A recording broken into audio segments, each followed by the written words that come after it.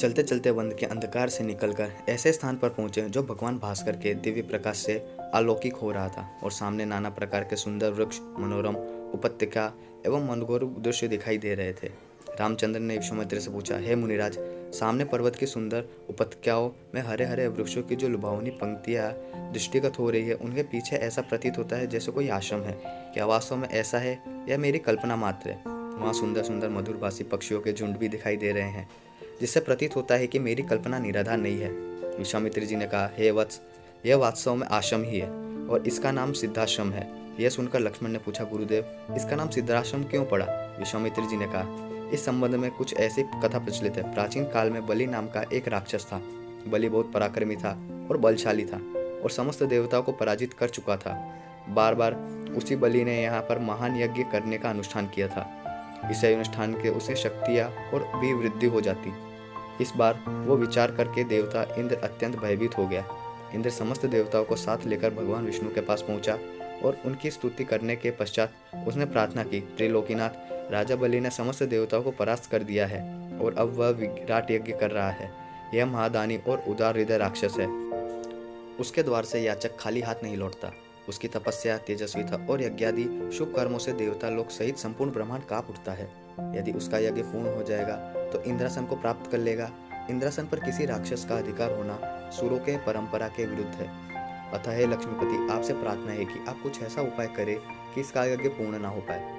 इसकी इस प्रार्थना से भगवान विष्णु ने कहा, आप सभी देवता निर्भर एवं निश्चित होकर अपने धाम पर वापस लौट जाए। आप लोगों को मनोरथ पूर्ण करने के लिए मैं शीघ्र उपाय करूंगा। देवताओं के चले जाने के बाद विष्णु ने वामन का रूप धारण करके वहां पहुंचे जहां पर बलि यज्ञ कर रहा था। इस बोने किंतु परम तेजस्वी ब्राह्मण से राजा बलि अत्यधिक व प्रभावित हुए और बोले, विप्रवर, आपका स्वागत है। आज्ञा कीजिए, मैं आपके लिए क्या सेवा कर सकता हूँ? बलि के इस कहने पर वामन रूपधारी भगवान विष्णु ने कहा, राजन, मुझे बैठकर भगवान का भजन करने के लिए सिर्फ 2.5 चरण भूमि की आवश्यकता है। इस पर राजा बलि ने प्रसन्नतापूर्वक वामन को 2.5 चरण भूमि नापने की अनुमति दे दी।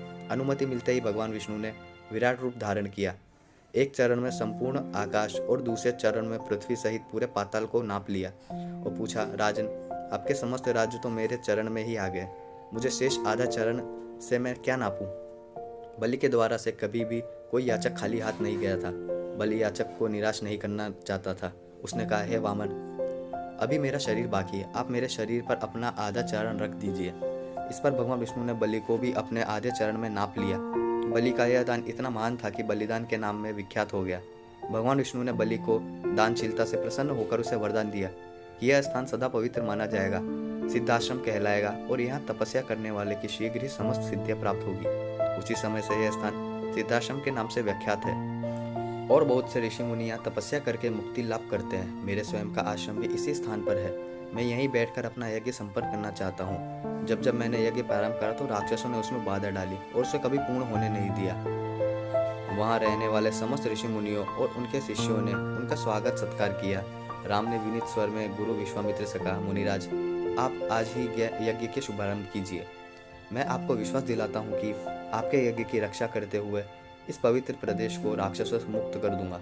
राम के इस वचन को सुनकर विश्वामित्र ने यज्ञ सामग्री एकत्रित करने में जुट गए। नेक्स्ट पार्ट सुनने के लिए वीडियो को लाइक करें, चैनल को सब्सक्राइब करें। Thanks for watching.